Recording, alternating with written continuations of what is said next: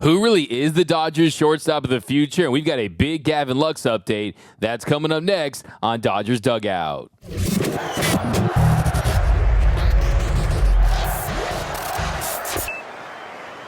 What up, Dodgers Nation? D-Mac here. You can follow me on the artist formerly known as Twitter, X, and Instagram at DMac_LA. And if you haven't yet, be sure to subscribe to the Dodgers Nation YouTube channel for all latest Dodgers news and rumors all season long, live streams and giveaways. Be sure to hit that subscribe button, hit that notification bell. And if you really want to support the channel and you want to see us post even more Dodgers content, smash that like button. And as always, I want your takes down below in the comment section. Today's Dodgers Nation question of the day: on a scale of 1 to 10, how high are you on Gavin Lux as the Dodgers' long-term solution at the shortstop position? Let me know down below. And for our latest Dodgers news, head over to DodgersNation.com. So I want to give a little update on shortstop Gavin Lux. Now, heading into the season, Gavin Lux was supposed to be the guy at shortstop. He was taking over for Trey Turner. He was going to get that runway, the opportunity to be the Dodgers shortstop, which he said is everyone's dream growing up, being the shortstop of the Los Angeles Dodgers. Unfortunately, during spring training, he's trying to get to third base on a ground ball, and he ends up tearing his ACL and his LCL, and he was lost for the season. He had surgery. He's going through the rehab process, and you really feel for Lux. He waited for his opportunity to really get that chance to be the everyday starting shortstop. Unfortunately, if it wasn't for bad Lux, he wouldn't have any Lux at all. You tear your ACL, you tear your LCL. A very, very unfortunate incident. And I remember talking to Gavin Lux after the injury. He was very emotional. He talked about all the support from Dodgers fans and how much that meant to him. And he's a guy who loves Dodger Blue. He loves this organization, and this organization is very committed to him being the shortstop of the future. So that is the question. Is he going to be the guy next year and beyond at the shortstop position? Well, the update right now is that, of course, he is expected to make a full recovery, and he was with the team when they played the Rangers in late July. He was continuing his rehab work. You saw him on the field before the game working out with Dino Ebel. Fabian Ardaya, he tweeted, Gavin Lux is with the Dodgers in Arlington, has family in the area, and is continuing his rehab from a torn ACL and LCL. Said he will be able to start running on the field at the end of next week and could start swinging a bat off a tee in early August. So where he is right now is he's continuing that process. He's been running on the zero gravity treadmill. The next big check mark is running with his body weight on that treadmill and just continuing to build strength in that knee, continuing to build mobility and lateral quickness and agility, and just continuing the process of getting fully healthy. Now, there were some reports that maybe Gavin Lux could return this season. He said it himself that he wasn't ruling out the possibility of playing this year. And I think at the end of the day, that's good for motivation. That's good to get yourself to do the work every single day. I think players, when you look at the grind, the monotonous work that it requires to get yourself back to full strength, it's good to have that carrot dangled in front of you, but also think it was unrealistic and also unnecessary when you consider that this Dodgers offense, they're towards the top or at the top in nearly every category that matters. Home runs right behind the Atlanta Braves, weighted runs created plus, they're right at the top in the league. So they didn't necessarily need him offensively. And then two, the role that he would have had would be someone that comes off the bench, someone that you can use in a pinch hit situation. Can you really expect his bat to find a rhythm that late in the season to have any meaningful impact? I think the answer is it's not worth it. It would not have been worth it when you consider that he's someone that you have under team control until 2027. He's someone that you hope can be that long-term solution at the shortstop position. And if he works out, if he's someone that can play that position at a competent level defensively while being an above-average bat, that's an absolute win. When you look at the shortstop market, how expensive it is to get a shortstop. Just look at what Xander Bogaerts got, 11 years, $280 million. Just look at what Francisco Lindor got. If you want a premium shortstop, you are going to have to spend big. Even Dansby Swanson got a 7-year, $177 million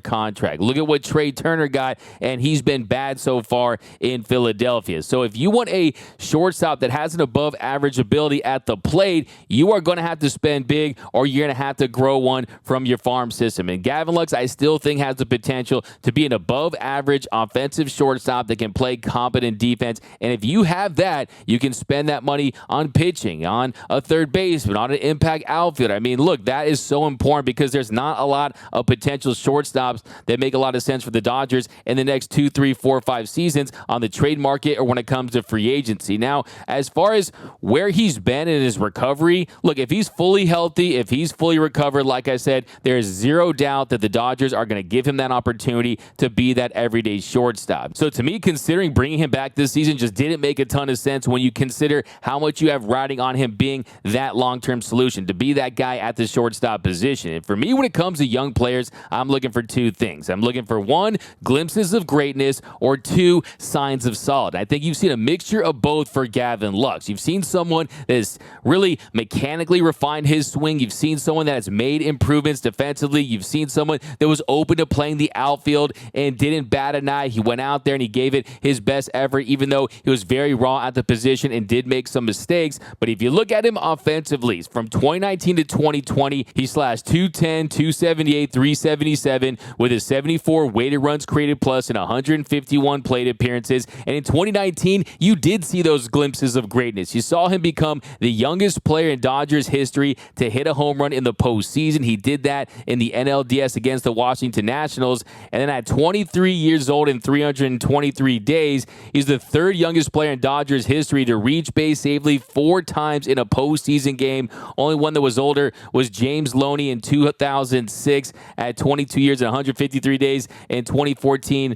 NLDS Game 1, Yasiel Puig also did it at age 23 and 300 days. So that, to me, is a flash. And then the following season in 2020, you know what happened. It was the COVID year. It was a mess. He wasn't able to get a season going at all. Wasn't able to get some traction because of getting COVID early in the process. And then in 2021, he took a step in the right direction. He slashed 242, 328, 364, had a 90 weighted runs created plus, but most importantly, he finished the year strong. He had a 967 OPS in 60 September plate appearances. You saw him playing the outfield to mixed results, but still he gave it a go and was able to have some success. And then he took that momentum and it carried into the next season. And really the thing that stands out for me with Gavin Lux is that swing. You saw the mechanical adjustments that he made in the offseason. It was a much more level swing. You saw much less launch angle. His pitch recognition improved. His ability to hit breaking balls improved. And the numbers showed. At the end of the season, he ends up slashing 276, 346, 399.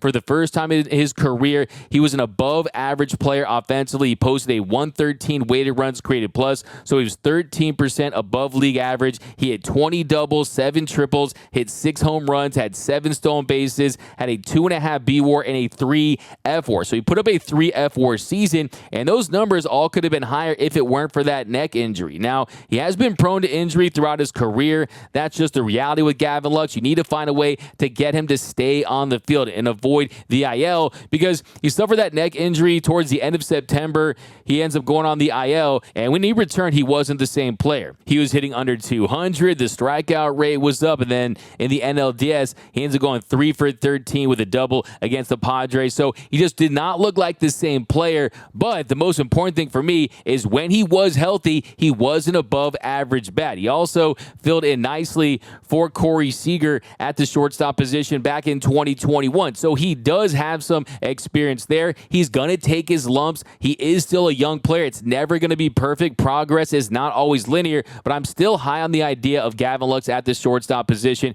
because of what it would mean for other positions, for spending that money on a Shohei Ohtani, right? On keeping a Julio Urias. I mean, Walker Buehler, you need to work out that contract long-term as well. So you hit on a shortstop, which I love as young players, but don't like to pay them when they're north of 30. It makes a ton of sense. I think just look at Trey Turner. Imagine if the Dodgers had given him the bag. He's been really awful this season by his standards. Trey Turner got paid, hasn't had the success. All the numbers are down across the board. He's a -5 DRS, so defensively with the glove, he's been bad, and he probably won't play there for many more years. So I don't love the idea of paying big-time shortstops unless they're supremely gifted, unless they're players that you get under 30 and you can really guarantee you're going to play that position for 5 or 6 seasons, because it's such a premium position that you have to pay big. You have to pay a premium price for a shortstop. If you can get them in your system and develop them, that's the best way. So I'm a card-carrying member of the Gavin Lux for Long-Term Shortstop Club. I think he can get it done. done, but what is the contingency plan? What if he does get re-injured? What if he struggles so bad at the plate or something like that, which I don't think will happen? Well, Miguel Rojas is still on the Dodgers. And let's talk about Miguel Rojas this season, because I think he's done a fine job, an admirable job, playing a position that he wasn't expected to play as the everyday shortstop for the Los Angeles Dodgers. Now, when they traded Jacob Amaya for Miguel Rojas last offseason, they were hoping that he would be an upgraded version of Hanser Alberto, someone who could be a utility infielder, a guy that could spell guys when they needed some time off, a guy that could fill in when the guys got injured at an above average level. Only Gavin Lux gets injured and he gets thrusted into that position. And you look at the deal he's on. Miggy Rowe is signed through the 2024 season for $5 million, and he has a club option for 2025 for another $5 million with a $1 million buyout. So the Dodgers, they gave him a contract extension after the trade back in February, and defensively, he's been a gem. He's been a delight to watch. It's been chef's kiss watching him with the glove, and I think it's so important because you have a restriction on this shift. You have a guy that is a glove-first shortstop in a year where you didn't know how it was going to be as far as utilizing and deploying your infield, and he's been superb. He's been fantastic, and the numbers, they bear that out. His 11 defensive run save rates, 4th in Major League Baseball. He's in the 88th percentile and outs above average. Now, when it comes to use yard range, those scores aren't particularly favorable for Miguel Rojas, but for the most part, he's been fantastic as the Dodgers shortstop defensively. They absolutely needed him to be that, to provide value, and he has done just that. Now, when you look at his offense, it's a different story. To be frank, he is the worst offensive shortstop in the game. He has a 53 weighted runs created plus. That's dead last for shortstops with a minimum of 300 plate appearances. He has a 214 batting average. That's second to last. He has a minus 0.2 F4, so offensively, he's been bad. Now, in August, you've seen the power numbers improve. He headed into August with no home runs. He's hit 3 home runs this month, but still is hitting 212 with a 682 OPS. But you can't focus on the offense when it comes to Miguel Rojas because they need him for his defense. And look, let's be honest, he didn't ask for this. He wasn't someone that was expecting to play this role. He's like a substitute teacher that was supposed to be the substitute for a few days when your teacher was sick, but ends up being the substitute teacher for the entire year, right? So he's done a good job when you consider the circumstances, and you also consider the fact that this offense, they can score. They can pick him up. You have 2 perennial MVP candidates, 2 of the best hitters in the league in Mookie Betts and Freddie Freeman. Will Smith. You got Max Muncy. You have James Outman, JD Martinez, Peralta, Hayward. I mean, this offense has picked him up, and when you consider, too, you don't have the pitcher batting in the National League anymore. It's not like you really desperately need offensive production from that position at the very least this year. It would be great, but I think you can still say that he provides a ton of value to this team as far as defensively and what he brings. So it's going to be key, too, especially in the postseason. The defense can make or break a series, and we know that Miguel Rojas is one of the best at his position with the glove in the entire sport. Now, I hear you out there. What about Mookie Betts? Can Mookie Betts be the long-term solution at shortstop? Well, Mookie, look, he's played 14 times this year at the shortstop position, but second base makes more sense for him. When you look at Mookie Betts, if he's going to play on the dirt, you really should play him at second base. We know he has the cannon at shortstop, but still, we're talking about a 6-time Gold Glove Award winning right fielder. We're talking about someone who is still one of the best defenders in the game at his position, and if you want to give your team the best position to win, you play your players when they're best optimized, and for him, that still is in right field. Now, his numbers, they haven't taken a hit. He's actually hitting 300 as a shortstop, and it's been really incredible to see him do that at the big league level. He hadn't done that since he was playing for the Auburn Double Days down at the minor league baseball level in high A back when he was getting started. So it was his first time playing shortstop at the big league level, and he did it this year, and he made it look relatively easy, but still, Rojas still makes more sense even next season. And I think next year, it really comes down to Lux's health. If he is 100% fully healthy, he is going to get that opportunity to be the Dodgers' everyday shortstop, and I think you still will see Miguel Rojas play at that shortstop position. I think you'll see him play all around the diamond, really when guys need to be spelled, when guys get injured. But you're going to see him used as a utility infielder. That's why they signed him. That's why they traded for him. And I'm just going to sneak this in here at the end. I think that Gavin Lux is going to be